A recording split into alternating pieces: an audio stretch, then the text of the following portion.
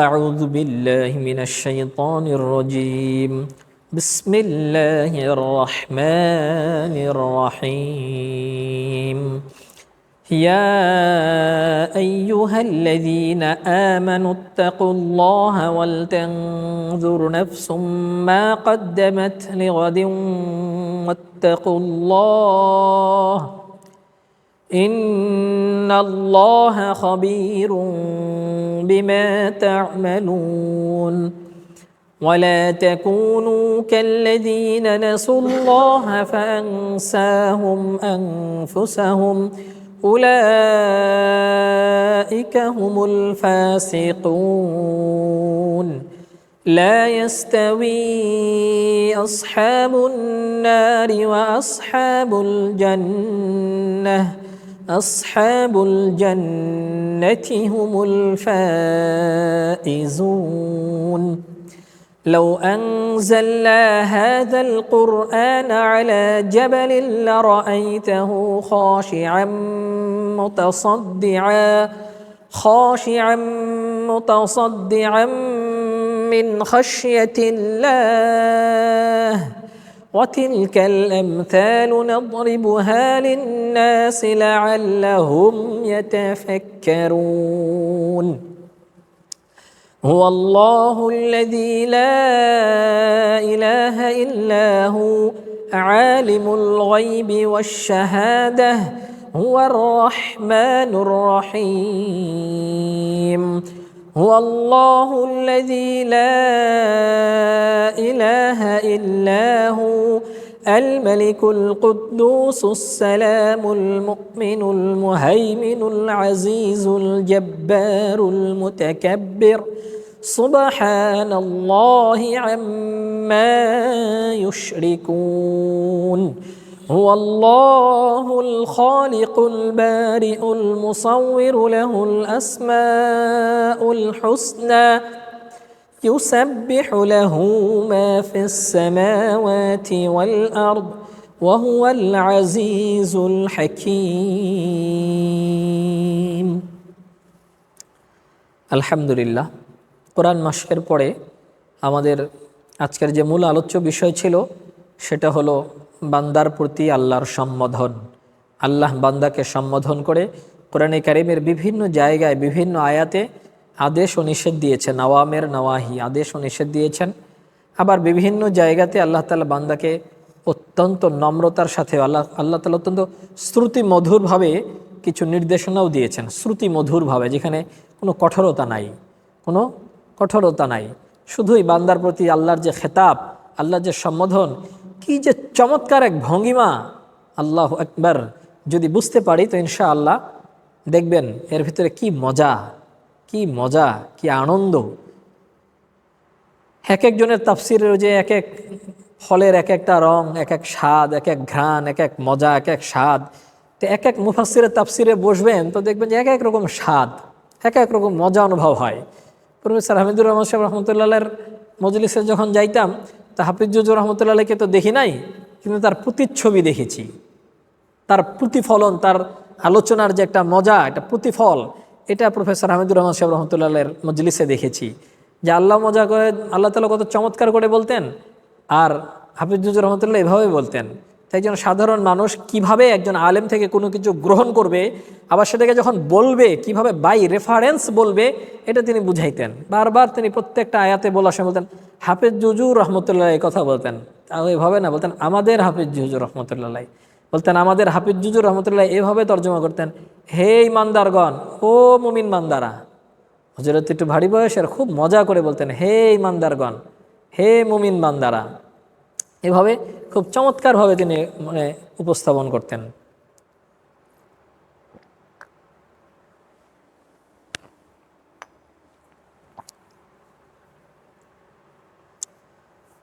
বড় বড় উলামা ইকরামের তাফসিরেও আল্লাহ তাআলা বসার তৌফিক দান করেছেন।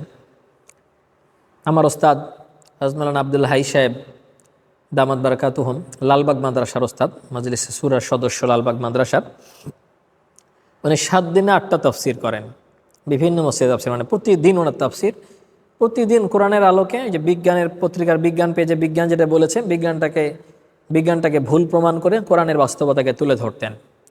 এবং বিজ্ঞান যে কোরআন থেকে নিয়েছে, কোরআন থেকে গ্রহণ করেছে, এটাকে উনি ওনার থিওরি দিয়ে প্রমাণ করতেন। তো ওনার একটা ধাঁচ। তো এভাবে ওলামে কেরামের বেশ কিছু তাফসির আল্লাহ বসাইছে। জেনারেলদের ভিতরে আমি যার আলোচনায় যেতাম, এক একটা আয়াত নিয়ে মাঝে মাঝে আলোচনা করতেন প্রফেসর হামিদুর রহমান সাহেব রহমতুল্লাহ আলাই। খুব মায়াবী, মানে মানুষকে কিভাবে ভালোবাসতে হয়, কিভাবে আপন করে নিতে হয়। বুয়েটের বড় বড় টিচাররা ওনার কাছে এসে বসলে দোজানু হয়ে বসতেন। আল্লাহওয়ালা বুজুর্গানের দিনের মজলিসে এমন আসর, এত রং, যে এক হাফিজুজুর রহমতুল্লাহ আলাই, আবরারুল হক সাহেব রহমতুল্লাহ আলাই, এনাদের মজলিসে বসার কারণে ওনার ওজন এত বেশি হয়ে গিয়েছিল, ওনার ওয়েট, ওনার কথার দাম, ওনার একটা তাফসিরের দাম এত বেশি হয়ে গেছিল, বড় বড় ওলামা ইকরাম ওনার মজলিসে বসলে খুব দোজানু হয়ে বসে থাকতেন।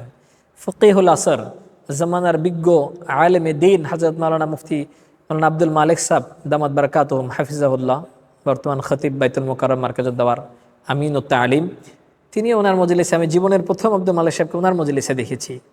তো সেই দিন ওনার মজলিসে যাওয়ার আমার এটাও একটা সার্থকতা এসেছে যে এত বড় একজন ব্যক্তিকে দেখার শখ ছিল, কোন মজলিসে এসে কার সাথে দেখা হলো।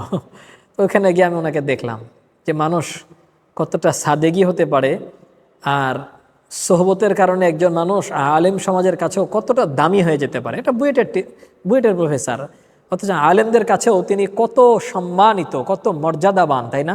আল্লাহ আমাদেরকেও ওরকম বানায়া দেন। তো উনি এইভাবে তর্জমা করতেন, ইয়া আইয়ুহাল্লাযীনা আমানুত্তাকুল্লাহ, ও ইমানদার বান্দারা তোমরা আল্লাহকে ভয় করো। হামিদুর রহমান সাহেব হাফিজ জুজুরের রেফারেন্সটা এভাবে বলতেন, শোনো হে ইমানদার বান্দারা, শোনো হে ইমানদার বান্দারা, তোমরা আল্লাহকে ভয় করো। ঠিক আছে না? আল্লাহ ভীতির কথা আল্লাহ এখানে বলেছেন, আল্লাহকে ভয় করো। কেন? দিনের জড়, দিনের গোড়া, শিকড়ই হলো আল্লাহর ভয়, আল্লাহ ভীতি। যে লোকটা ইসলাম গ্রহণ করেছে না, একমাত্র আল্লাহর ভয়ে সে ইসলাম গ্রহণ করেছে।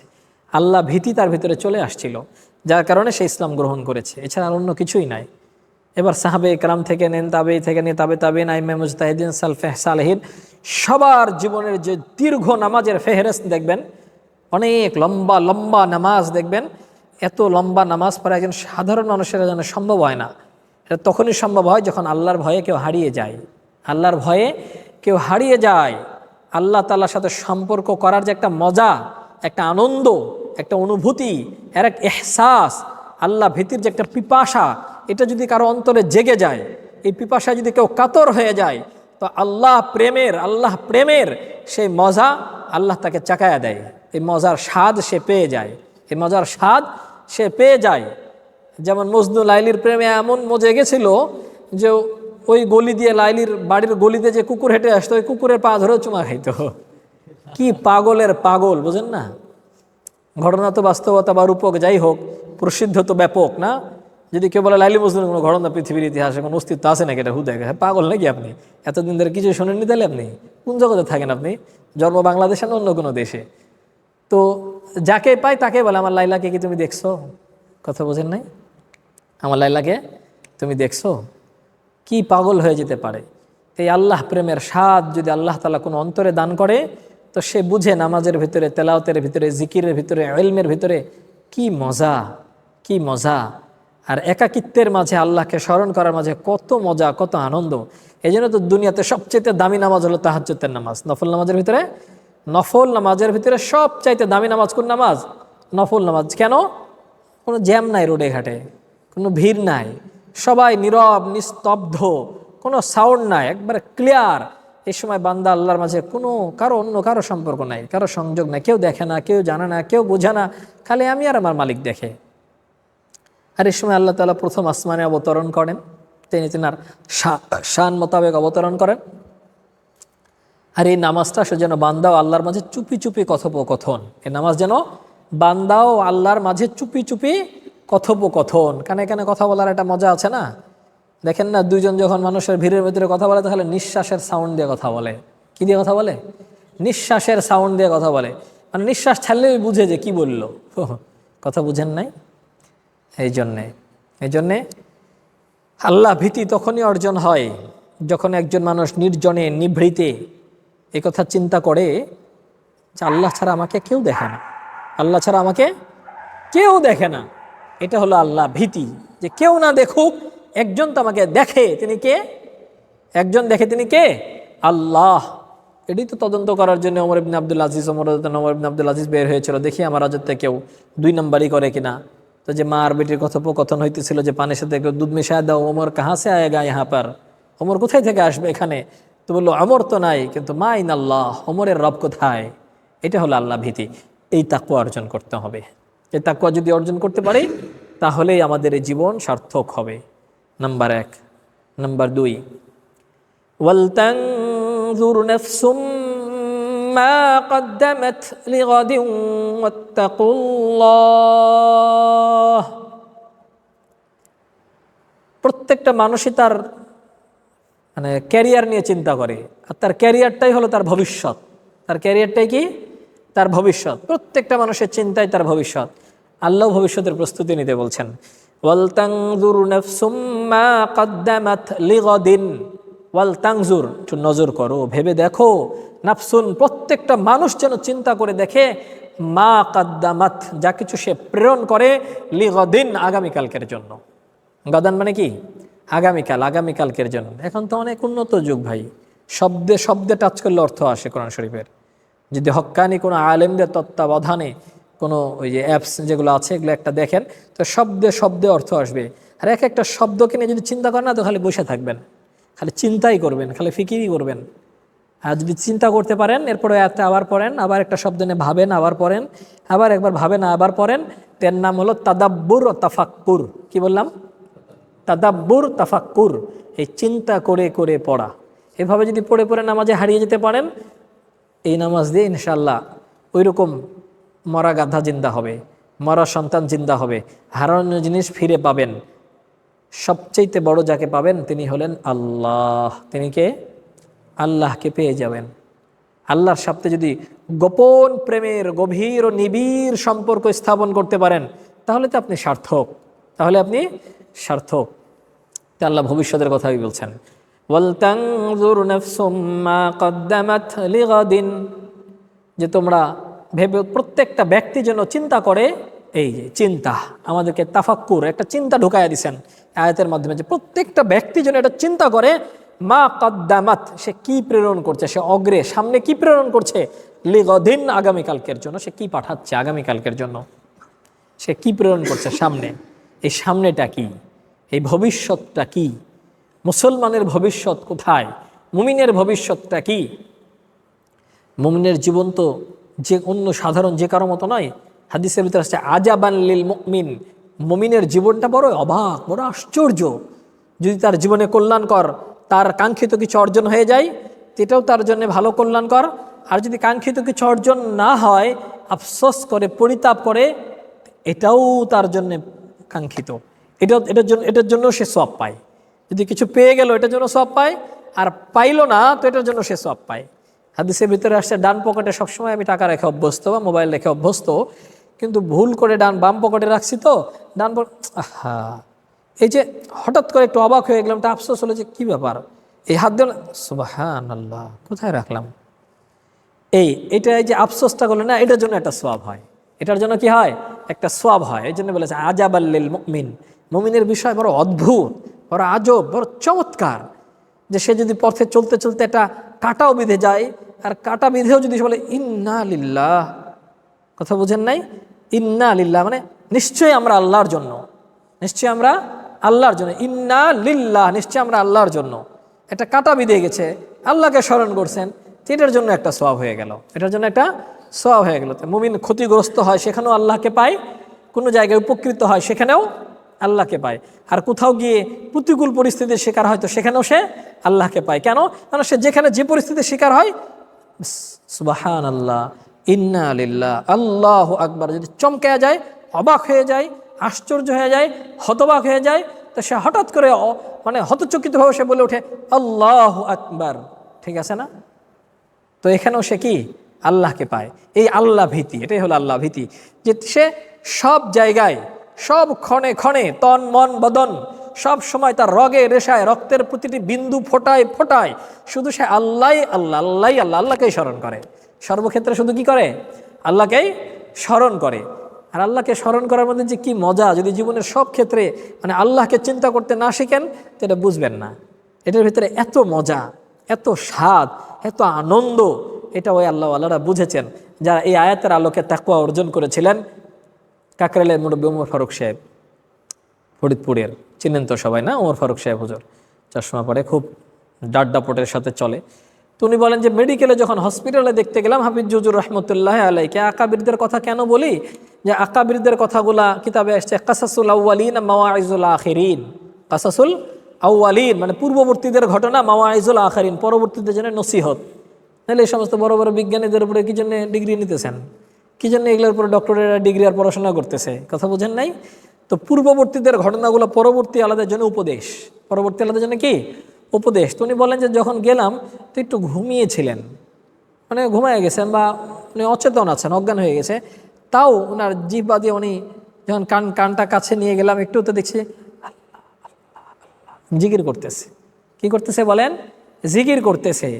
তো তাকওয়ার ওই স্তর যখন কারো অর্জন হয়ে যায় না, সে অবচেতন মনে যখন সে মানে জ্ঞান হারিয়ে যায় তখনও সে আল্লাহকে ভুলে না। যখন তার জ্ঞান হারিয়ে যায় তখন সে কি আল্লাহকে ভুলে না। আল্লাহ আকবার কবীরা। আল্লাহ আমাদেরকেও আল্লাহকে এইভাবেই ইয়াদ করার তৌফিক দান করেন, ওইরকম তাকওয়া অর্জন করার তৌফিক দান করেন। তো আল্লাহ এনাদেরকে দেখাইছে। এ তো অনেক বড় একজন বুজুর্গ আল্লাহওয়ালা আলেমে দ্বীনের কথা বললাম। আরেকজনের কথা যদি বলি, আমাদের মার্কাজে দেখেছেন সবাই হাক্কু ভাই বললে চিনেন না? রিক্সা চালায় তো হাক্কু ভাই, ওই যে ঘাস কাটে মসজিদের সামনে, মসজিদে ময়লা পরিষ্কার করে, বিভিন্ন মসজিদে যেখানে ময়লা পায় নামাজের আধা ঘন্টা 1 ঘন্টা আগে যে হুড তুলে নিচে থেকে লুঙ্গিটা পরিবর্তন করবে, জুব্বাটা বাইন্ধা, গামছা বাইন্ধা, মাথায় টুপি খুলে ওই মসজিদের সামনে ঘাস টাস এগুলো সুন্দর করে পরিষ্কার করে উজু করে মসজিদে নামাজ পড়বে। কিছুদিন আগে, সপ্তাহ 2-3 আগে, রবিবার কি সোমবারে অজুখানায় গিয়ে উজু করে জুব্বা টুব্বা পইরে মসজিদে ঢুকে আসতে করে মসজিদের ভিতরে বসে লা ইলাহা ইল্লাল্লাহ লা ইলাহা ইল্লাল্লাহ লা ইলাহা ইল্লাল্লাহ বলতে পড়ে মারা গেল। মানে শুয়ে মারা গেলেন। কোথায় মারা গেলেন? মসজিদে। কি বলতে মারা গেলেন? বাহ্যিক আমল বলতে শুধু কি দেখতাম, বিভিন্ন জায়গায় মসজিদ সাফ করতেন, বিভিন্ন জায়গায় মসজিদ সাফ করতেন। কিছুটা মস্তিষ্ক লোপ পেয়ে গেছিল। মানে জিজ্ঞেস করলো হাক্কু ভাই কি করেন? তো বলে সুবহানাল্লাহ আল্লাহু আকবার, সুবহানাল্লাহ আল্লাহু আকবার, এটা বলতেন। যে এক হাদিসে আসছে না যে তোমরা এমনভাবে আল্লাহর জিকির করো যে মানুষ তোমাকে পাগল বলে, তোমরা এমনভাবে আল্লাহর জিকির করো যে মানুষ তোমাকে পাগল বলে। হজের ক্ষেত্রে আছে, যখন ইহরামরত অবস্থায় থাকে তো মানুষের দেখা হলে আগে বলবে লাব্বাইক আল্লাহুম্মা লাব্বাইক, লাব্বাইক লা শারীকা লাকা লাব্বাইক, পরে তালবিয়া পরে এবার বলবে আসসালামু আলাইকুম ওয়া রাহমাতুল্লাহ। ভাই ভালো আছেন? বলে কি রে, কি কথা বুঝেন নাই? তো এই হজের ক্ষেত্রে হাজী সাহেবের জন্য মাসালা এটা। তো ওই লোকও মস্তিষ্ক যে একটু এদিকে কমে গেছে, একটু লোপ পেয়েছে, তারপরও তার কনসেপ্ট দেখেন। হাক্কু ভাই কি করেন? সুবহানাল্লাহ আল্লাহু আকবার, সুবহানাল্লাহ আল্লাহু আকবার। হুজুর কি বলছেন? কথা বোঝেন না? দিয়ে মানে উল্টাপাল্টা বকতে শুরু করে, এরপর উল্টাপাল্টা বকতে শুরু করে, কিন্তু কিছু আল্লাহর নাম নিয়ে আসে, একটু আল্লাহর নাম নিয়ে নেয়। দেখছেন মৃত্যুটা কোথায় হলো আর কিভাবে হলো? আল্লাহু আকবার কবীরা। একেই বলে সার্থক জীবন। এমন জীবন করিও গঠন, মরিলে হাসিবে তুমি কাঁদিবে ভুবন। কত মানুষে পরে চিন্তা করলো যে হাক্কু ভাই, ওগো আল্লাহ, এরকম মৌত যদি আমারও নসিব হয়, এরকম মৌত যদি আমারও নসিব হয়। এরকম তবলিগের মেহনতে অনেক মানুষকে দেখেছি আমরা। আমাদের আরেকজন ছিলেন রেজাউল করিম সাহেব, সিলেট চলে যায় নিয়ে মোটরসাইকেল নিয়ে। কি দিয়ে যায়? মোটরসাইকেল নিয়ে যায়। ভোলাতে যাবে তো ঢাকাতে যায় বা কোথাও ওই নদীতে পার হতে হবে, তো নৌকাতে শ্যালো একটা ভাড়া করে মোটরসাইকেল উঠায়, ওইটা দিয়ে যায়, আবার চরে যায়, আবার মোটরসাইকেল দিয়ে যায়।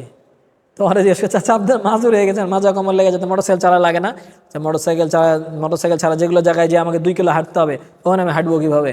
ওটা হচ্ছে আমার এটাই ভালো, ওটা হচ্ছে আমার এটাই ভালো। সিলেট চলে যায় মোটরসাইকেল দিয়ে। কোথায় যায়? সিলেট চলে যায়। লাস্টে যখন ইন্তেকাল করলেন তো গাজীপুরে ছিলেন, জামাতে ছিলেন, চেয়ারে বসেছিল, ইকামত হচ্ছিল, ইমাম সাহেব তাকবীর বললে ঠিক তার আগ মুহূর্তে চেয়ার থেকে আস্তে করে পইরা মারা গেলেন।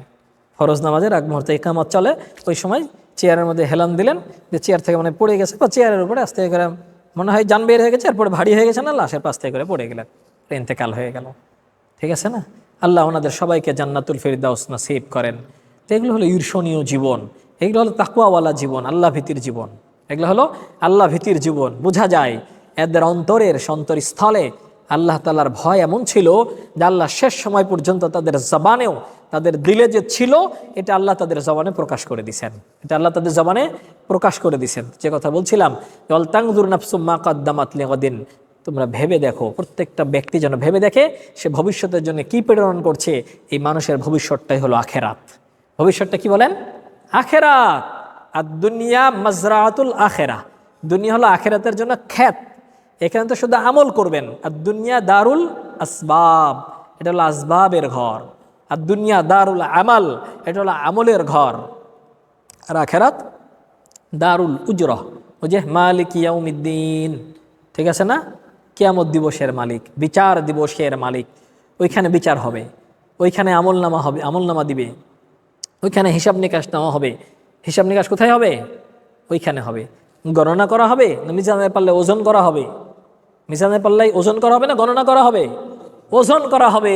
এই ওজনের ভিত্তি হলো তাকওয়া। এই ওজনের ভিত্তি কি? তাকওয়া। এই ওজনের ভিত্তি হলো ইখলাস। যার আমল যত ইখলাসপূর্ণ হবে, যার আমল যত তাকওয়াপূর্ণ হবে, যার আমল যত আল্লাহ ভীতিওয়ালা হবে, আল্লাহওয়ালা আমল হবে, তার আমলের ওজন তত বেশি হবে। এই জন্য আমল গণনা হবে না, আমল মিজানের পাল্লায় ওজন করা হবে। মিজানের পাল্লায় ওজন করা হবে, গণনা করা হবে না। এই জন্য বুঝতে হবে। তো ওটা হলো আমাদের ভবিষ্যৎ। এই ভবিষ্যতের কথা বলেছে।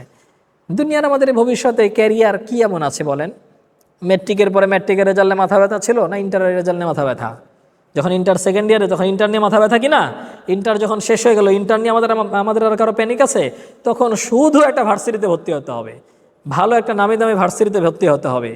রুয়েট, চুয়েট, কুয়েট, ডুয়েট, কুয়েট নাকি বুয়েট, এগুলো কোনো একটাতে আমাকে চান্স পেতেই হবে, না হলে আমি সমাজে মুখ দেখাবো কি করে? সমাজে মুখ দেখাবো কি করে? কথা বোঝেন নাই? কেউ কেউ তো বিষের বোতল নিয়েও রেজাল্টের অপেক্ষা করে। ও তো আগে থেকে জানে কি হবে, কথা বোঝেন নাই? জন্য বিষের বোতলে অপেক্ষা করতে থাকে। কেউ কেউ ফাঁসিতে ঝোলার জন্য দড়ি রশি নিয়ে অপেক্ষা করতে থাকে। এই হলো তার ক্যারিয়ার, এইটা হলো তার ভবিষ্যৎ। একে ভবিষ্যৎ বলে, একে ক্যারিয়ার বলে। যে ক্যারিয়ারের স্বপ্ন, সে বিষের বোতল পকেটে রেজাল্ট দেখতে যায়, যে ওখান থেকে আর ঘরে ফিরবো না, একদম জায়গা মতো যায় ব্যাস, ঠিক আছে না? এর নাম ক্যারিয়ার, এর নাম ভবিষ্যৎ। আল্লাহ তো আমাদেরকে ভবিষ্যৎ ঠিক করতে বলছেন, ভবিষ্যতের করণীয় বলে দিয়েছেন, আমাদের কর্তব্য বলে দিয়েছেন, কিভাবে আমাদের জীবন ভবিষ্যৎটা সার্থক হবে, আমাদের ক্যারিয়ার কিভাবে সাকসেসফুল হবে, এটাও বলে দিয়েছেন। এটা তো কিছুই না। গেলেন, ইন্টার পাস করলেন, ভালো রুয়েটে পড়লেন, বড় ইঞ্জিনিয়ার হলেন, ভালো ইঞ্জিনিয়ার হলেন, তারপরে ভালো সরকারি চাকরি না হলে পরে তো অবস্থা খারাপ। সরকারি চাকরি হলো, এরপরে রিটায়ারমেন্ট পর্যন্ত না যেয়ে যদি কোনো একটা রাষ্ট্রদ্রোহী মামলা খেয়ে, যদি ব্যাড রিপোর্ট খেয়ে যদি রিটায়ারের আগে পার করে দিলেন, তো পিছনের সব শেষ না? সব শেষ হলো। রিটায়ারমেন্টও করলেন, সব করলেন, বাড়ি গাড়ি ঘর সম্পদ সব করলেন, এরপর সেখানে ভালো মতো থাকতেই পারলেন না। এরপর আবার ভবিষ্যতে আবার ছেলের ক্যারিয়ার করতে যায়, লাস্টে আপনাকে যে বৃদ্ধাশ্রমে জমা দিয়ে আসলো। এবার নিজের ক্যারিয়ার শেষ করে এবার ছেলের ক্যারিয়ার গড়ে দিবেন। ছেলের একটা ভবিষ্যৎ স্বপ্ন দেখেন, এই স্বপ্ন দেখতে দেখতে দেখতে দেখতে এবার আপনাকে আস্তে করে তুলে নিয়ে এবার যা ব্যাস আপনাকে নিজে বৃদ্ধাশ্রমে দিয়ে আসলো। গেছে আপনার ভবিষ্যৎ, এবার শেষে থাকলো কিছু আর বাকি? এখন উনি ওখানে যা চিন্তা করলো যে আমার ভবিষ্যৎ যেহেতু এখন ভবিষ্যতে বাকি জীবনটা যেহেতু আমার বৃদ্ধাশ্রমেই, তো বেচারা বড় চালাক মানুষ, সরকারি চাকরি করছে, তো অফিসিয়াল কাগজ তো ভালো বুঝে, তো যাওয়ার সময় পকেটে করে বাড়ির দলিলটাও নিয়ে গেছে। এবার দলিলটা আস্তে করে লিখে বৃদ্ধাশ্রমে লিখে দিছে। বৃদ্ধাশ্রমে লিখে দিয়ে বৃদ্ধাশ্রম যাওয়ার বেটাকে তুলে দিছে, বলে যে ভাই এই যে আপনার বাবা এটা লিখে দিয়ে দিয়েছে, তো বৃদ্ধাশ্রম আমাদের জায়গা হচ্ছে না, এখন আপনার বাড়িটা আমাদের দরকার, নিতে হবে, এই যে দেখেন লিখে দিয়ে গেছে, এবার আপনি এখান থেকে ভাগেন, আপনি এখান থেকে ভাগেন। এখন ওই ক্যারিয়ার গঠন করবে। এবার ওই ক্যারিয়ার আর ভবিষ্যৎ এবার বুঝতে পারবে যে একটা বাড়ি গাড়ি তৈরি করতে এবার কত কাঠখড়ি পুরাইতে হয়। কথা বুঝেন নাই? এটা কোনো ভবিষ্যৎ বলেন? এটা কি কোনো ভবিষ্যৎ? যদিও আমাদের কাছে একটু হাস্যকর মনে হয়, কিন্তু দুনিয়ার বাস্তব চিত্রটা তো এমনই। প্রতিদিন তো ফেসবুকে এগুলোই দেখছি। ঈদের দিনে বাবা চিঠি পাঠানো, মায়ের চিঠি পাঠানো, আর এই সমস্ত বিষয়, আর এই সমস্ত বর্তমান যারা নিজেদের জাগতিক, শুধুই জাগতিক চিন্তাধারার আলোকে, যাদের ভিতরে আল্লাহকে নিয়ে কোনোই চিন্তা নাই, ভবিষ্যতে আখেরাতকে নিয়ে কোনোই চিন্তা নাই, মৃত্যুকে নিয়ে কোনোই চিন্তা নাই, তাদের জীবনটা তো আমরা এমনই দেখতে পাচ্ছি। যখন বিভিন্ন সময়ে এগুলো দেয়, বিজয় দিবসে, ঈদের দিনে, তার মনের কষ্ট বেদনা, হ্যাঁ, যখন অন্য কেউ তাকে তুলে খাওয়া দিতেছে, তাকে উজু ইস্তেঞ্জার পাক পবিত্রতা করার জন্যে বৃদ্ধাশ্রমে একজন স্বেচ্ছাসেবক তাকে স্বেচ্ছায় ভূমিকা রেখে তাকে এগুলো করে দিতেছে। আর অঝড় ধরায় যখন একজন বাবা, একজন মা যখন কাঁদতেছে তার সন্তানের জন্য, বুক ফাটা আর্তনাদ দিয়ে যখন অন্যের কাছে ব্যক্ত করতে হয়, আর এই ঘটনাগুলো যখন আমাকে দৈনন্দিন মুসলিম প্রধান রাষ্ট্রে বাংলাদেশে যখন সোশ্যাল মিডিয়ায় আমাদেরকে অনবরত এগুলো দেখতে হয়, তখন সত্যিই আমাদের বড় আফসোস জাগে।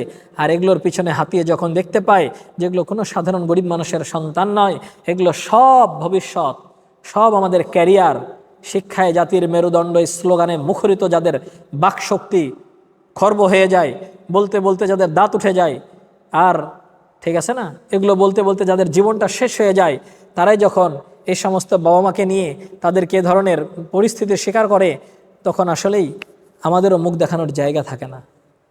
আমাদের বলতে মানে আমাদের রাষ্ট্রীয় পরিচয়, আমাদের দেশীয় পরিচয়, আমাদের ধর্মীয় পরিচয় যখন বলতে যাই যে আমি একজন মুসলিম, আমি একজন বাঙালি, আমি একজন মুমিন, তো এগুলো বলতে গেলেও নিজের কাছে নিজে লজ্জিত হয়ে যায়, তাই না? এই জন্য ভাই আসেন কিভাবে নিজেদের জীবনকে, আসল যে ভবিষ্যৎ, প্রকৃত যে ভবিষ্যৎ, সেই ভবিষ্যৎকে আমরা চিন্তা করতে শিখি। এই চিন্তা করার কথাটাই আল্লাহ তাআলা এখানে বলেছেন। এই চিন্তা, এই ফিকিরটা যেন আমাদের ভিতরে আসে, আমি তো আমার বাবার সন্তান, আমারও একদিন সন্তান হবে। তো সেটা যেন আমার ইসলামিক এবং ধার্মিক এবং তাকওয়াওয়ালা জীবন হয়। আমার সন্তানরাও যেন একজন প্রকৃতপক্ষে মুসলমানের সন্তান হতে পারে। এই ভবিষ্যৎটা যেন আমি এখন যৌবনকাল থেকে নিজেকে গড়তে পারি, যৌবনকাল থেকে যেন নিজেকে গড়তে পারি। এই চিন্তা, এই ফিকির, এই সোচ, এই মানসিকতা, এই মাইন্ড, এটা যেন আমার ভিতরে আসে। এটা আসার জন্যই এতগুলো দৃষ্টান্ত দিয়ে কথাগুলো বলা উদ্দেশ্য। আল্লাহ আমাদেরকে বুঝার তৌফিক দান করেন। ওয়ালতানজুর নাফসুম মা কদ্দামাত লিগাদিন, তোমরা প্রত্যেকটা ব্যক্তির জন্য ভেবে দেখে সে আগামীকালকের জন্য কি প্রেরণ করছে। ওয়াত্তাকুল্লাহ, আবার আল্লাহ বলছেন তোমরা আল্লাহকে ভয় করো। মানে এটা রিমাইন্ডার দিলেন। কি দিলেন? রিমাইন্ডার দিলেন, রিমাইন্ডার আবারও স্মরণ করিয়ে দিলেন। ওই যে শুরুতে তো অ্যালার্ম দিয়ে ঘুমাইছি, আর ওটা তো বাজবে আবার শেষ রাতে যে, তাই না? ফজরের সময় আবার বাজবে। এখন তো মোবাইলে অ্যালার্ম দিয়ে রাখলাম, ফজরের জন্য দিয়ে রাখছি, আবার একটা না, অনেকে 2টা 3টা অ্যালার্ম দিয়ে রাখি, ঠিক আছে না? 2টা 3টা অ্যালার্ম দিয়ে রাখি। একজন জিজ্ঞেস করলে অ্যালার্ম কয়টা দেন? তো বলে 5টা দিই। বললাম তারপরে তাও উঠতে পারি না। বলে কেন পারেন না? মোবাইল কাছেই থাকে। বললাম তখন কী করেন? উঠি আর কেটে দিই, উঠি আর কেটে দিই, উঠি আর কেটে দিই। আমি বললাম তাহলে তো কাজ হবে না। এখন আমি যতই তাসবিহ দিই আর যতই আমল দিই, তাহলে কি কাজ হবে? আমি বললাম মোবাইলটাকে আলমারির মাথার উপরে রেখেন, দূরে রেখেন, মাথার কাছে রেখেন না। এমনিতে তো ডাক্তাররা বলে মাথার কাছে রাখাটা ক্ষতিকর, বুক পকেটে মোবাইল রাখলে হার্টের জন্য, ব্রেনের জন্য ক্ষতিকর, কারণ এখন তো অনেক স্ট্রং জিনিস ব্যবহার করা হয়েছে, যন্ত্রপাতি। তো এটাকে দূরে রেখেন, যাতে করে আপনাকে উঠে যে মোবাইলটা ধরতে হয়। আর যখন ঘুম থেকে উঠবেন তো উঠে একটু চোখটা ডলা দিয়ে দিবেন, চোখটা ধরে একটু আচ্ছা মতো ডলবেন, এই 2 হাত দিয়ে একটু ডলা দিবেন। এটা ইসলামী আদব বা সুন্নাহর ভিতরে আছে। ডলা দিবেন, তাহলে ঘুমের রেশটা কাটবে। এরপরে যদি বাথরুমে যাওয়ার আগে একটু কয়েকবার জোরে পানি মেরে দিতে পারেন, তাহলে আর একটু ভালো হয়। এবার একটু চোখটা মুছে, এবার ইস্তেঞ্জা সেরে উজু টুজু করে পাক সাফ হয়ে এরপরে আপনি নামাজের জন্য রওনা হন। যদি এইভাবে করতে পারেন তাহলে হবে। আর মোবাইল কাছে রেখে যদি বারবার কেটে দেন তাহলে তার উঠতে পারবেন না, ঠিক আছে না?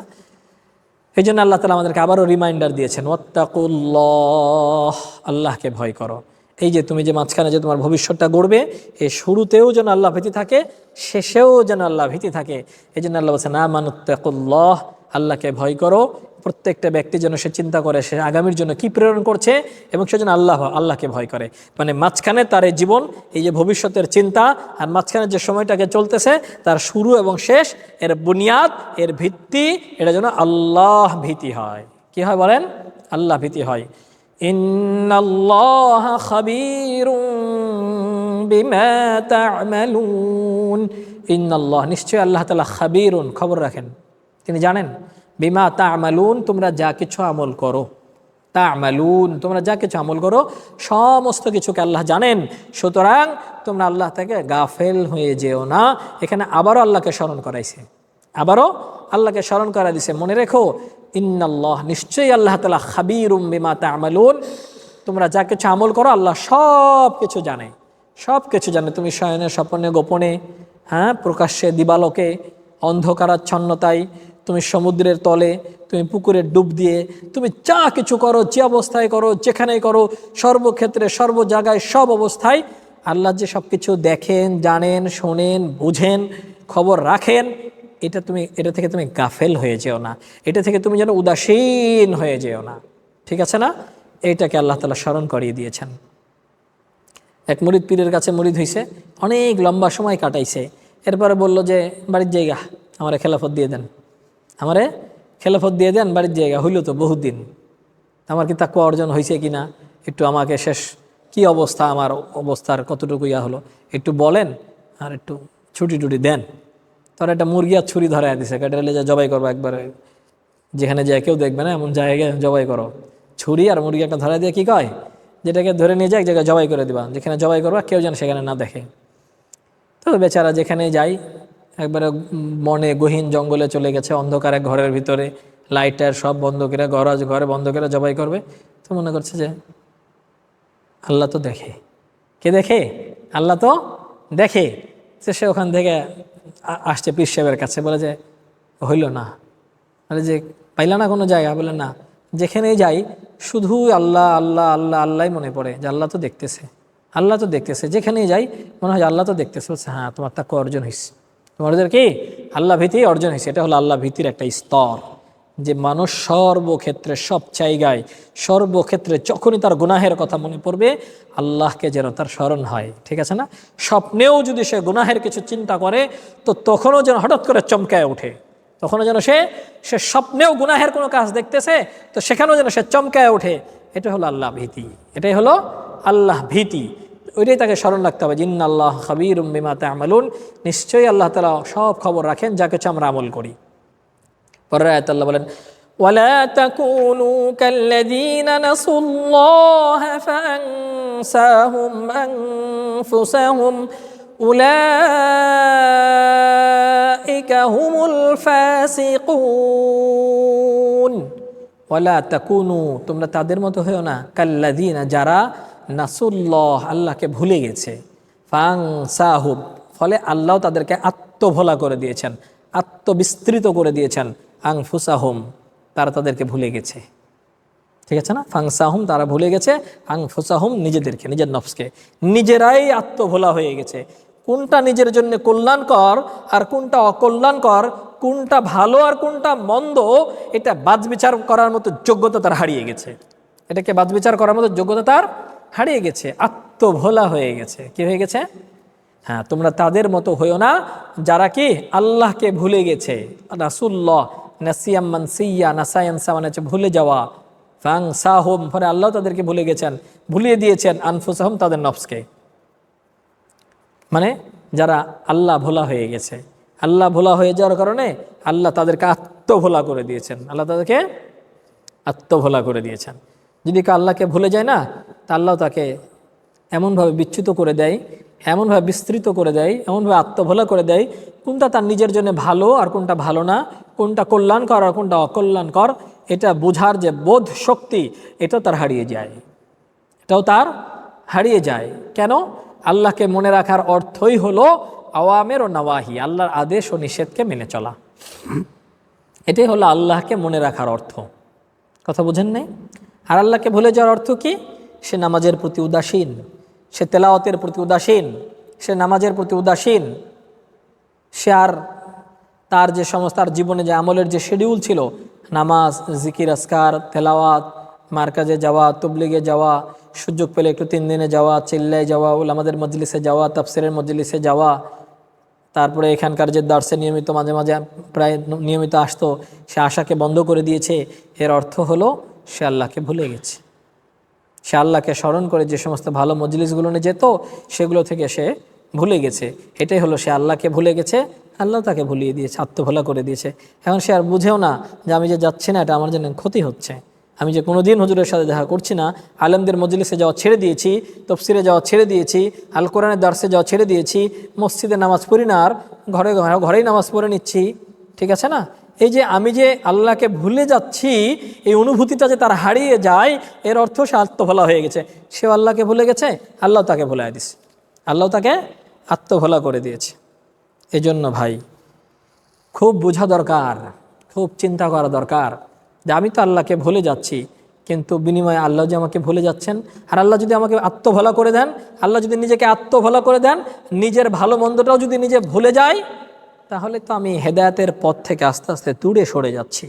কেউ যখন তার আমল ইবাদত থেকে দূরে সরে যায়, এর অর্থ হলো সে হেদায়েত থেকে দূরে সরে যাচ্ছে, সে হেদায়েত থেকেও দূরে সরে যাচ্ছে। আর যদি এটা থেকে দূরে সরে যান, এর চরম পর্যায়ে হলো এমন গুমরাহিতে নিপতিত হবেন যে এর শেষ স্তর হলো আপনি কোনো এক সময় ইমান হারা হয়ে যাওয়ার সম্ভাবনা আছে। ইমান হারা হয়ে যাওয়ার সমূহ সম্ভাবনা আছে, প্রবল সম্ভাবনা রয়েছে যে আপনি ইমান হারা হয়ে যেতে পারেন। কত মুসলমান এরকম নাস্তিক হয়ে গেছে, নাস্তিক হয়ে গেছে।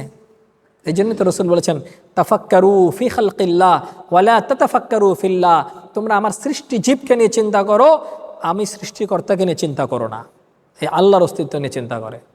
এইটাকে নিয়ে ভাবতে ভাবতে চিন্তা করতে করতে অনেকে নাস্তিক হয়ে যায়, অনেকেই নাস্তিক হয়ে যায়। কেউ বা নাস্তিক হওয়ার কাছাকাছি হয়ে যায়, নাস্তিক হওয়ার উপক্রম হয়ে যায়। আর কখনো কখনো তো প্রকাশ্যে সে ইসলাম ছেড়ে অন্য ধর্মে দীক্ষিত হয়ে যায়। কেননা আপনি যদি দাওয়াতি প্রোগ্রাম না চালান, আপনি যদি দাওয়াত না দেন, আপনি যদি দাওয়াতে মিশনের সাথে না থাকেন, তাহলে অন্যের দাওয়াতের শিকার হবেন। এমন অনেক মুসলমানের চিত্র দেখা যাচ্ছে যারা অন্য ধর্মে চলে যাচ্ছে। তারা তো দাওয়াত দিচ্ছে, কেউ না কেউ একজন তো দাওয়াত দিবে। সে যখন আপনাকে আপনার ডিপ্রেশন, আপনার পেরেশানি, আপনার হতাশা, আপনার মাইন্ড, আপনার কোনো ক্লোজ বন্ধু, অন্য ধর্মের, অন্য দর্শনের, অন্য চিন্তার, অন্য মানসিকতার, সে যখন এটাকে অনুভব করে, তা আপনার ওই উইক পয়েন্টে এসে সে অ্যাটাক করে। কী হয়েছে দোস্ত, কী সমস্যা? আর যাও না দেখি তবলি গেলাদের সাথে, আল কোরআনের দর্শে আর বসো না দেখি, কী ব্যাপার? আর ভালো লাগে না। যদি কোনো সংশয়, কোনো সন্দেহ, কোনো দ্বিধা এটা তার কাছে প্রকাশ করে, তো সে আস্তে আস্তে তার ধর্মের বা তার যে কোনো দাওয়াতটা সে তাকে বুঝাইতে থাকে। যার কারণে দেখলাম চাঁদপুরের যে মেয়ে মুসলমান থেকে খ্রিস্টান হয়ে গেছে, সে বলল যীশু খ্রিস্টের ধর্মের উদারতার প্রতি অনুপ্রাণিত হয়ে আমি স্বইচ্ছায় ইসলাম ধর্ম ত্যাগ করে যীশু খ্রিস্টের খ্রিস্ট ধর্মকে আমি গ্রহণ করেছি। চিন্তা করা যায়।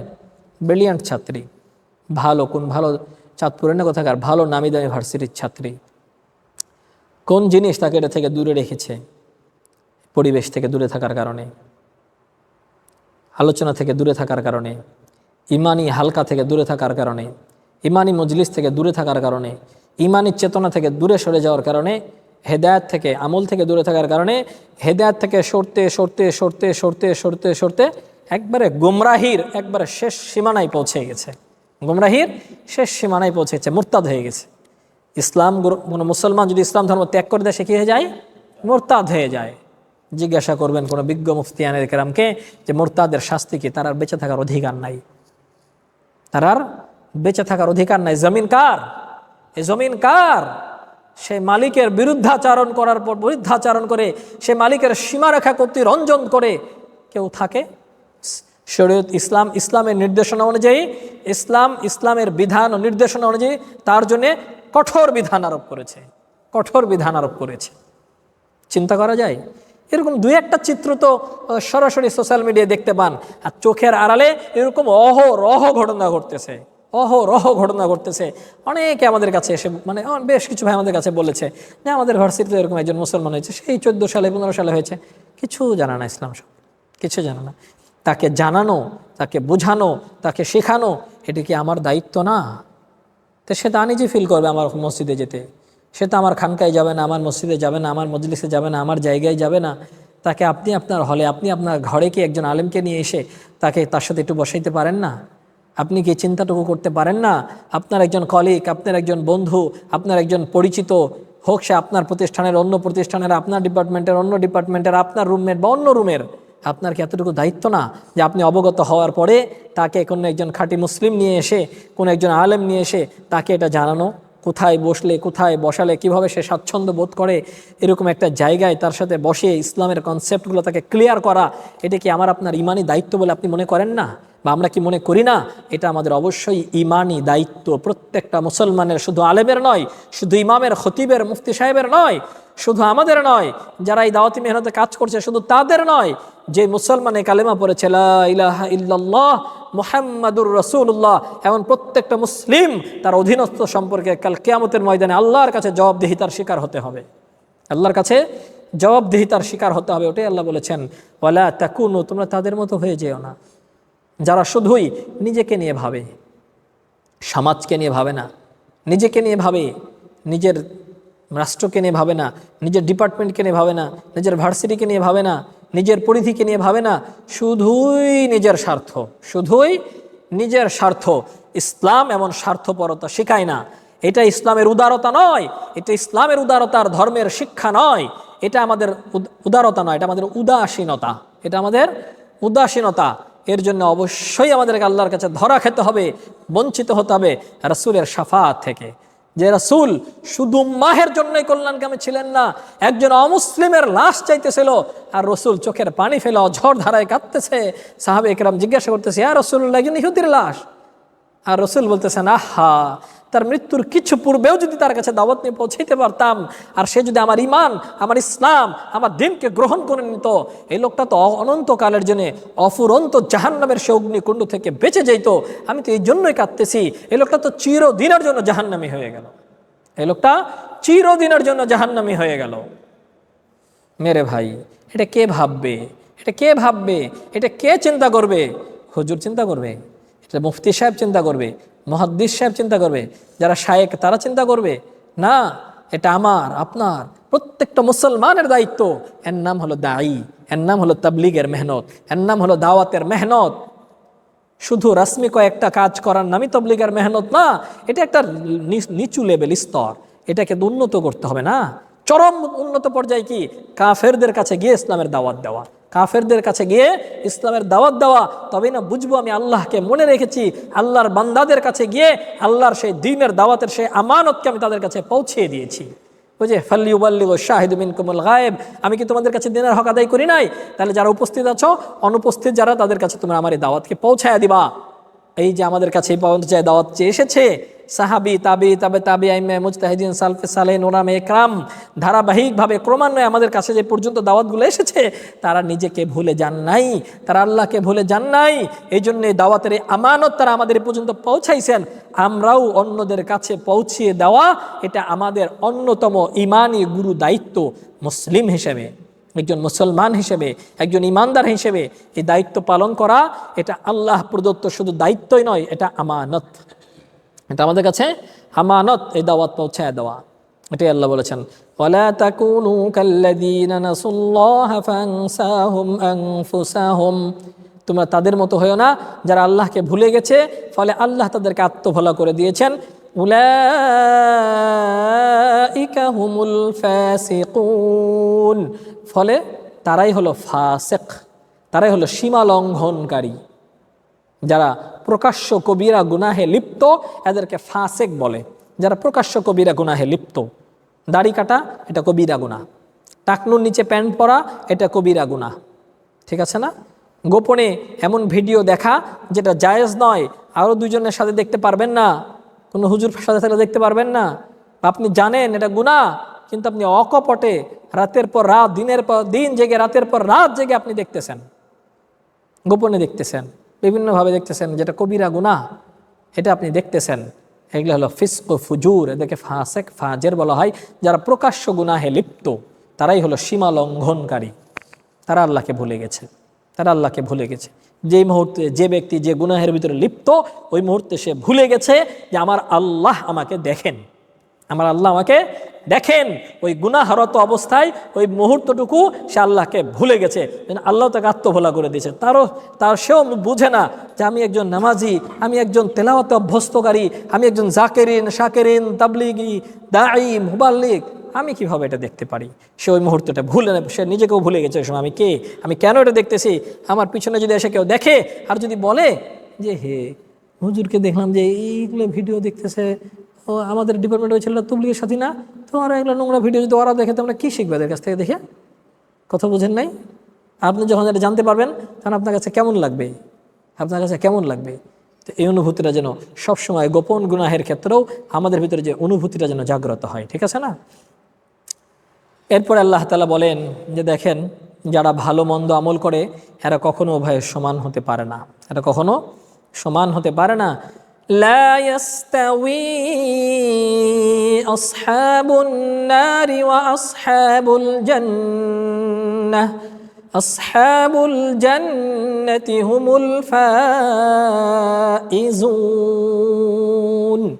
লা ইয়াস্তাউই আসহাবুন নারি ওয়া আসহাবুল জান্নাহ, আসহাবুন নার যারা জাহান্নামের অধিবাসী, আসহাবুল জান্নাহ এবং যারা জান্নাতের অধিবাসী, আল্লাহ শুরুতেই বলেন লা ইয়াস্তাউই, তারা কখনো সমান হতে পারে না, তারা কখনোই সমান হতে পারে। যারা অগ্নিবাসী আর যারা চিরন্তন আনন্দের অতি সহ্যে যারা জান্নাতের চির সুখ শান্তির নিয়ামত ভোগ করবে তারা আর যারা অগ্নিবাসী, এরা উভয় কি কখনো সমান হতে পারে? এরা কোনো দিন সমান হতে পারে না।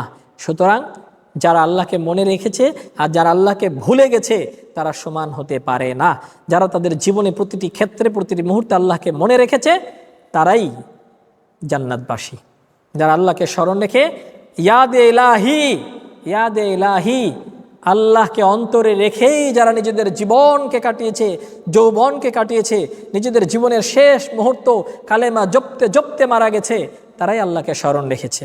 ইন্নামাল আমালু বিল খাওয়াতিম, শেষ আমলটাই নির্ভরযোগ্য। আর শেষ আমলটা তখনই কল্যাণকর হবে যদি সারা জীবনের আমলটা ভালো হয়। সারা জীবনের আমলটা ভালো হয় তাহলে এটাই হলো দারো মাদার, এটাই হলো ভিত্তি, এটার উপরেই মৃত্যু হবে, এটার উপরেই মৃত্যু হবে। মাথার উপরে ছাদ স্ট্রং হবে যদি ফাউন্ডেশন স্ট্রং হয়। যদি ফাউন্ডেশন স্ট্রং না হয় তো ছাদও টেকসই হবে না, লং লাস্টিং করবে না, বেশি দিন লংজিভিডিটি পাবে না। তো শেষ ফলাফলটা আপনি জান্নাতে হবেন না জাহান্নামী হবেন, এটার মানদণ্ড, এটার মান নির্ণয় করে আপনার সারা জীবনের আমলের উপরে, সারা জীবনের আমলের উপরে। এই জন্য আল্লাহ বলেন লা ইয়াস্তাবি আসহাবুন নারি ওয়া আসহাবুল জান্নাহ, যারা জান্নাতি এবং যারা জাহান্নামী উভয় কখনোই সমান হতে পারে না। আসহাবুল জান্নাতি হুমুল ফাইজুন, বরং যারা জান্নাতবাসী তারাই সফল কাম, যারা জান্নাতবাসী তারাই কি সফল কাম।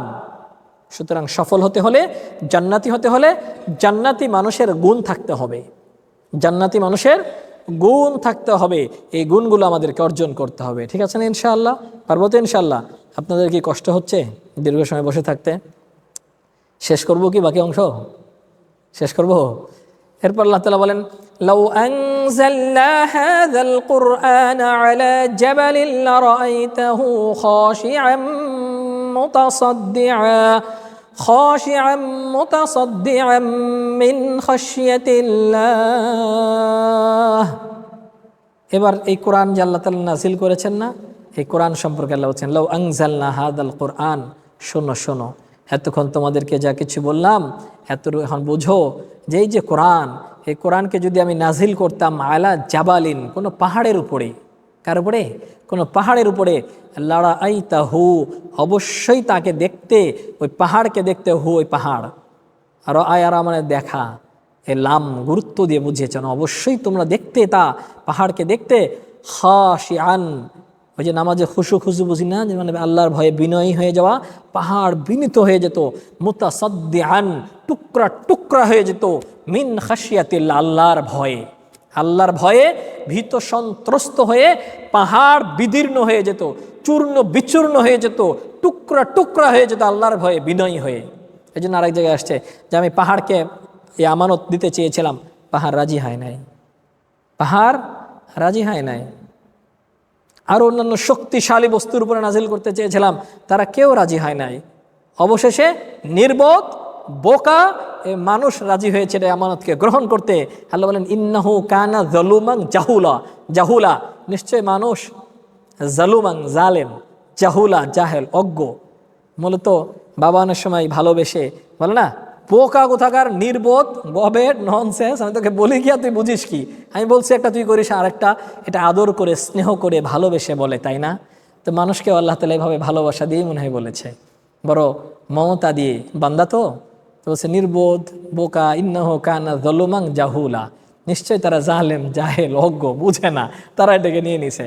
আর আসলে তো আল্লাহ তাআলা মানুষের উপরেই নাজিল করবেন, জাস্ট আল্লাহ তাআলা এটার ওজন বুঝাতে চেয়েছেন, এর ওয়েট বুঝাতে চেয়েছেন, এর ভার বুঝাতে চেয়েছেন, যে পাহাড় অস্বীকৃতি জ্ঞাপন করেছে, আরো ভারী ভারী জিনিস অস্বীকৃতি জ্ঞাপন করেছে, পরিশেষে মানুষ আমানতকে বহন করেছে, গ্রহণ করেছে। এই জন্যই তো মানুষ এত দামি, যে সবচেয়ে বড় আমানত মানুষ গ্রহণ করেছে, সবচেয়ে বড় আমানত মানুষ গ্রহণ করেছে, এই জন্যই তো মানুষ এত দামি। তাই আল্লাহ বলছেন লাউ আনজালনা হাযাল কুরআন, যদি আমি এই কোরআনকে নাজিল করতাম আলা জাবালিন, কোনো পাহাড়ের উপরে, লারাআইতাহু খাশিআম মুতাসাদ্দিআম মিন খাশিয়াতিল্লাহ, তোমরা দেখতে আল্লাহর ভয়ে বিনীত হয়ে এই পাহাড় চূর্ণ বিচূর্ণ হয়ে যেত। ওয়াতিলকাল আমসালু নাদরিবুহা লিন্নাস, তোমাদেরকে যে পাহাড় দিয়ে দৃষ্টান্তগুলো দিলাম না, এগুলো আমি মানুষের জন্য দৃষ্টান্ত হিসেবে পেশ করে থাকি, লাআল্লাহুম ইয়াতাফাক্কারুন, যাতে করে তারা এটা ফিকির করে, চিন্তা করে। পাহাড় চূর্ণ বিচূর্ণ হয়ে যেত, তাহলে এর ওজন কি, এর ওয়েট কি, এটা কত বড় আমানত যেটা আমরা গ্রহণ করেছি। এই আমানতকে কিভাবে গ্রহণ করা দরকার, এই আমানতকে কিভাবে নিজেদের জীবনে ধারণ করা দরকার, গ্রহণ করা দরকার। লাআল্লাহুম ইয়াতাফাক্কারুন, ফিকির শব্দ দিয়ে ব্যবহার করেছেন। আরও শব্দ ছিল আরবি যেটা ব্যবহার করতে পারতেন, কিন্তু ইয়াতাফাক্কারুন ফিকির শব্দ দিয়েছেন, যেটা এটা আমাদের বহুল প্রচলিত। সালামে কালামে চলি, রাস্তা ডাইনে চলি, জিকিরে ফিকিরে চলি, তো ফিকির শব্দটা ব্যবহার করে আমরা অভ্যস্ত। আল্লাহ কত সহজ, কত সাবলীল শব্দ দিয়ে আমাদেরকে বুঝাইছেন, যাতে করে তারা চিন্তা করে, ফিকির করে যে কত বড় আমানতের দায়ভারকে তারা গ্রহণ করেছে, তাই না? এবার আল্লাহ বলছেন, হুয়াল্লাহুল্লাযী লা ইলাহা ইল্লাহু, তিনি হলেন আল্লাহ, যিনি ছাড়া তোমাদের কোনো মাবুদ নাই। ইল্লাহু, কিন্তু তিনি তিনি তিনি তিনি তিনি তিনি তিনি তিনি তিনি ছাড়া আর কেউ নাই তোমাদের রব, তোমাদের মাবুদ, তোমাদের খালেক, তোমাদের রিজিক দাতা, তোমাদের হায়াত দাতা, তোমাদের মউত দাতা, এ টু জেড, ঠিক আছে না? শুরু থেকে শেষ পর্যন্ত, তোমার জন্ম থেকে মৃত্যু পর্যন্ত আল্লাহ আল্লাহ আল্লাহ আল্লাহ। তোমার কোনো কদম আল্লাহর সাহায্য ছাড়া তুমি চলতে পারবে না। তুমি পলক বন্ধ করবে, আল্লাহ না চাইলে ওখানেই তুমি অন্ধ। তুমি নিঃশ্বাস বের করবে, আল্লাহ না চাইলে ওখানেই শেষ। নিঃশ্বাস গ্রহণ করবে, আল্লাহ না চাইলে ওখানেই শেষ। তোমার প্রতিটি দমে দমে, প্রতিটি ক্ষেত্রে, প্রতিটি শ্বাসে, প্রতিটি নিঃশ্বাসে, প্রতিটি কদমে কদমে আল্লাহর নুসরত, আল্লাহ তাআলার সাহায্য, এছাড়া তুমি চলতেই পারবে না। হুয়াল্লাহুল্লাযী লা ইলাহা ইল্লাহু, তিনি তো আল্লাহ, যিনি ছাড়া কোনো মাবুদ নাই। ইল্লাহু, কিন্তু তিনি তিনি তিনি তিনি তিনি ছাড়া কিছুই না, ঠিক আছে না? আল্লাহ আল্লাহ বলেন আলিমুল গায়বি ওয়াশ শাহাদাহ, তিনি সব জানেন, গায়েব এবং শাহাদাত, তোমাদের সামনে ও পিছনে, গায়েব অদৃশ্য, ওয়াশ শাহাদ এবং প্রকাশ্য, অপ্রকাশ্য, দিবালোকে এবং গোপনে যা কিছু করো সব সম্পর্কে তিনি ইলম রাখেন, তিনি অবগত। হুয়ার রহমান, তিনি দয়ালু, তিনি দয়া করেছেন দেখেই তোমরা এখনো পৃথিবীতে বেঁচে আছো, তোমরা পৃথিবীতে এত কিছু করতে পারো, ঠিক আছে না? তিনি একমাত্র আল্লাহ, তিনি একমাত্র কে বলেন? ওদের কিন্তু ভিন্ন ভিন্ন, জন্মদাতা একজন, মৃত্যুদাতা একজন, রিজিকদাতা একজন, বিপদের সময় দেখে একজন, উপকার করে দেয় আরেকজন। কথা বোঝেন নাই? বোঝেন নাই? তারা তৃত্ববাদে বিশ্বাসী, তিন খোদায় বিশ্বাসী। এক খোদা জন্ম দিছে, নিয়ে যাওয়ার সময় আরেক খোদা নিয়ে যাবে, দুনিয়াতে লালন পালনের দায়িত্ব আরেকজনের, মানে জন্ম দিয়ে বলে দায়িত্ব দিয়ে গেলাম, এবার ওই করার পরে আরেকজনকে দিয়ে যায়। কথা বুঝেন নাই?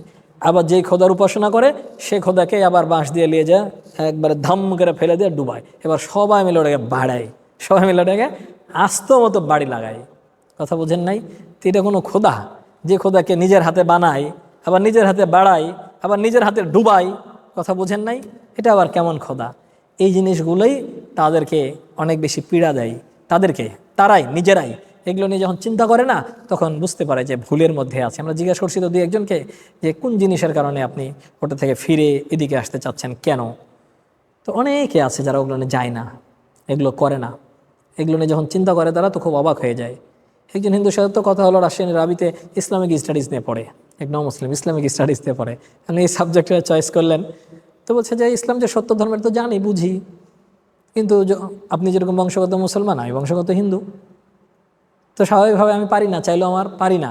কিন্তু অন্যান্য ধর্মগুলো নিয়ে রিসার্চ করে একটু পড়াশোনা করে দেখলাম যে কোনো তলা খুঁজে পায় না, পরে এটা নিয়ে ইসলামিক স্টাডিজ নিয়ে পড়াশোনা শুরু করলাম। এটা নিয়ে রিসার্চ করতে করতে করতে করতে দেখি যে এটাই বাস্তব, এটাই সত্য, এটাই বাকি থাকবে, এখানেই নিষ্কৃতি, এখানেই মুক্তি, এছাড়া স্বর্গে যাওয়ার কোনো উপায় নাই। নরক ছাড়া স্বর্গে যাওয়ার, তাদের ভাষায় নরক ছাড়া স্বর্গে যাওয়ার কোনো উপায় নাই। তো একমাত্র আল্লাহ তাআলাই আমাদের সমস্ত কিছুকে জানেন, তিনি দয়ালু আর রহিম, দয়ালু, অতি দয়ালু। আবার আল্লাহ বলছেন হুয়াল্লাহুল্লাযী লা ইলাহা ইল্লাহু, দেখেন ধারাবাহিকতা, সারি বিন্যাসটা কিভাবে আল্লাহ আমাদের মাইন্ডটাকে বারবার তার দিকে ডাইভার্ট করতেছেন, বারবার আমাদের মাইন্ডটাকে তার দিকে আবার আয়ারাকে ডাইভার্ট করতেছেন। হুয়াল্লাহুল্লাযী লা ইলাহা ইল্লাহু, এবার আল্লাহ তিনি কে, তার পরিচয় দিয়ে তার গুণাবলী নামগুলো একের পর এক বলে যাচ্ছেন। আল মালিকুল কুদ্দুসুস সালামুল মুমিন আল মুহাইমিনুল আজিজুল জব্বারুল মুতাকাব্বির। তিনি মালিক, তিনি পরাক্রমশালী, তিনি শান্তিদাতা, তিনি দয়ালু, তিনি পরাক্রমশালী, তিনি ক্ষমতাধর, তিনি অহমিকার অধিকারী। আল মুতাকাব্বির, অহংকার একমাত্র আল্লাহর সিফত। কার সিফত? আল্লাহর সিফত। শেখুল হাদিস জাকারিয়া রাহমাতুল্লাহ লিখেছেন উম্মুল আমরাজ, সমস্ত রোগের মা। ওখানে লিখেছেন কিবির, মানে কি লিখেছেন? কিবির, যেটা সমস্ত রোগের মা। সমস্ত রোগের মা হলো কিবির, অহংকার। ঠিক আছে না? তো অহংকার এটা একমাত্র আল্লাহর শান, একমাত্র আল্লাহর শান। এই জন্য আল্লাহ তাআলা তার গুণাবলীগুলো, নামগুলো, গুণবাচক শ্রেষ্ঠ থেকে শ্রেষ্ঠতর নামগুলো এখানে ঘোষণা করে বলছেন সুবহানাল্লাহ, আল্লাহ পবিত্র, তিনি মহান, তিনি মহামহিম, তিনি মহিমান্বিত। আম্মা ইউশরিকুন, আল্লাহর সাথে সংশ্লিষ্ট যা কিছু তারা শিরক করে এই সমস্ত কিছু থেকে তিনি পবিত্র, এই সব কিছু থেকে তিনি পবিত্র, তিনি মহান। আবার আল্লাহ পাক তিনি যে মহান, তার মহত্বের গুণাবলীগুলো বলছেন হুয়াল্লাহুল খালিকুল বারিউল মুসাউবিরু লাহুল আসমাউল হুসনা। খালিক, আল বারি, আল মুসাউবির, বলছে এখানে তো অল্প কিছু গুণাবলী নাম আল্লাহ উল্লেখ করলেন। এরপর আল্লাহ বলছেন লাহুল আসমাউল হুসনা, যত শ্রেষ্ঠ গুণাবলী আর যত উত্তম গুণবাচক নাম আছে সমস্ত নাম লাহু, তার জন্য। কার জন্য? আল্লাহর জন্য। তো অল্প কিছু শ্রেষ্ঠ গুণবাচক কিছু নাম বলা হলো, আরও যত গুণবাচক নাম হতে পারে, যত শ্রেষ্ঠত্ব হতে পারে, যত শ্রেষ্ঠত্বের অধিকারী হতে পারে, এই সব নাম একমাত্র কার বলেন? আল্লাহর। কার? আল্লাহর। ইউসাব্বিহু লাহু মা ফিস সামাওয়াতি ওয়াল আরদ, শুধু জমিনের মানব নয়, বরং জিন ইনসান নয়, বরং দুনিয়ার প্রতিটি চিজ আসবাব আল্লাহ তাআলার তাসবিহ আদায় করে, আল্লাহর প্রশংসা করে, আল্লাহর গুণকীর্তন করে। ইউসাব্বিহু লাহু, তার তাসবিহ পড়ে। মা ফিস সামাওয়াতি ওয়াল আরদ, আসমান ও জমিনের মধ্যে যা কিছু রয়েছে, আসমান, জমিন, নভমণ্ডল, ভূমণ্ডল, এত দুভয়ের মাঝে যা কিছু আছে এ সব কিছু তার তাসবিহ পড়ে। ওই অন্তর্চক্ষু আল্লাহ যাদেরকে দান করেছেন তারা দেখেছেন প্রতিটি ইট, প্রতিটি বালুকণা, প্রতিটি গাছ, প্রতিটি তরুলতা, প্রতিটি জীব, প্রতিটি জড় আল্লাহর তাসবিহ করে। কি করে বলেন? আল্লাহর তাসবিহ করে। কোনো বুজুর্গানের দিনের কেরামত এরকম জাহের হয়েছে যে তার সামনে কোনো জড়বস্তু ছটপট করে লাফাইতে শুরু করছে। কেরামতুল আউলিয়া হাক্কুন, বুজুর্গানের দিনের যে কেরামত আছে না, এগুলো হক। বুজুর্গানের দিনের যে কেরামত আছে এটাও হক। কেরামতুল আউলিয়া হাক্কুন। এই জন্য বলেছেন ইউসাব্বিহু লাহু মা ফিস সামাওয়াতি ওয়াল আরদ। আসসালামু আলাইকুম বলেন। হে আল্লাহ, তো জমিনের, আসমান ও জমিন এবং এই দুইয়ের মাঝে যা কিছু আছে সকল কিছু তার কি করে? তাসবিহ আদায় করে। ওয়াহুয়াল আজিজুল হাকিম, ওয়াহুয়া, তিনি আল্লাহ, তিনি আজিজ, পরাক্রমশালী, আল হাকিম, সর্বোত্তম বিচারক। এই সূরা হাশরের 17-18 নম্বর আয়াত থেকে নিয়ে 24 পর্যন্ত এই আয়াতগুলোর কিছু সংক্ষিপ্ত তাফসির করলাম। সংক্ষিপ্ত নাহলে এক আয়াতের তাফসিরে এতক্ষণ শেষ করা যেত না, এক আয়াতের তাফসিরও শেষ করা যেত না। খালি বিসমিল্লাহ তাফসির দিতে বলে 3 দিন চালাইছে দেলার হোসেন সাইদি সাহেব এই প্যারেড ময়দানে। তো ওনার তাফসিরটাও যদি শুনে আসি তাও তো বিসমিল্লাহ দিয়ে 3 দিন লাগবে। ঠিক আছে না? খালি বিসমিল্লাহর বায়ের ভিতরে কত তাফসির আছে। আবার বিসমিল্লাহর নুক্তাকে নিয়েও অনেক কথা আছে। খালি নুক্তা, যে বায়ে নুক্তা হলো কেন, বায়ে নুক্তা হলো কেন, তো হলো একটা হলো কেন, কথা বুঝেন নাই? হলো আর একটা হলো কেন, কথা বুঝে আসছে? এই জন্যই বলছে যে কোরআন হলো জ্ঞান বিজ্ঞানের খনি। ডুবুরি যেরকম সমুদ্রে ডুবে মণিমুক্তা নিয়ে আসে না, থাকে তলদেশে, এরকম এই কোরআনের গভীরে এমন অনেক মণিমুক্তা রয়েছে যে যত বেশি ডুববে তত বেশি আহরণ করবে। কিয়ামত পর্যন্ত কেউ যদি খালি কোরআনের উপর গবেষণা রিসার্চ করতে থাকে তবু কিয়ামত পর্যন্ত কোনোদিন তাফসীর লিখে শেষ হবে না। তাফসীর লিখে কেউ শেষ করতে পারবে না, কোনোদিন শেষ করতে পারবে না। ঠিক আছে না? আল্লাহ আমাদেরকে বোঝার তৌফিক দান করেন। কেন এই তাফসীরটাই করলাম, এটা করার মূল কারণটাই ছিল যেহেতু এগুলো আমরা সাধারণত মাগরিবের পরে পড়ি, এটা আমাদের একটা আমলের অন্তর্ভুক্ত, এই জন্য আজকে এটাকে সিলেক্ট করে নিয়ে আসছি, যাতে করে এইটা সামনে আমল করলে এই যে আলোচনাগুলো করলাম এই আলোচনাগুলো যেন ভুলে গেলেও এই আলোচনার একটা সারমর্ম যেন আমার স্মৃতি মানসপটে যেন ভেসে ওঠে, এটার জন্য আমার ভিতরে স্মৃতিতে সামনে থাকে। ঠিক আছে না? এরপর নিয়ত করেছি এভাবে কখনো আয়াতুল কুরসি করব, কখনো আমল সূরা করার উপরে করব, যাতে করে যেগুলো আমরা সাধারণত সচরাচর আমল করি পড়ে থাকি এগুলোর উপর যেন আমাদের একটা তাদাব্বুর তাফাক্কুর তৈরি হয়। ঠিক আছে ইনশাআল্লাহ। আল্লাহ আমাদের সবাইকে বুঝার ও আমল করার তৌফিক নসিব করেন।